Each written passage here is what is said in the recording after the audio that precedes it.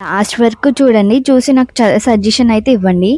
ఇదైతే 2 డేస్ పెరుగు. సాటర్డే ఈరోజు మండే కదా! సో, సండే ఈవినింగ్ తోడుపెట్టిన పెరుగు, అలాగే సాటర్డే ఈవినింగ్ తోడుపెట్టిన పెరుగులివి.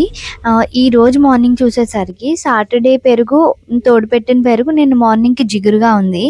ఈ రోజుకి నార్మల్ అయిపోయింది. మళ్ళీ నిన్న సండే ఈవినింగ్ తోడుపెట్టిన పెరుగు మార్నింగ్‌కి మళ్ళీ కొంచెం నార్మల్‌గా జిగురుగా ఉంది. అంటే 1 డే గ్యాప్ ఇస్తేనే గాని అది నార్మల్‌గా అవ్వట్లేదు. ఇంతకుముందు ఎప్పుడు కూడా మనం నైట్ తోడుపెట్టుకొని మార్నింగే కదండీ తినేవాళ్ళం. ఈ పాలలో ఏమన్నా కలుపుతున్నారో లేదో అర్థం కావట్లేదు.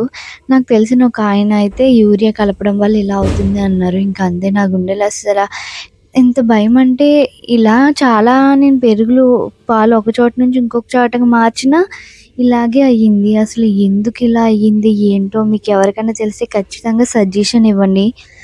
మంచి పెరుగు కోసం ఏం చేయాలో కూడా కామెంట్ చేయండి.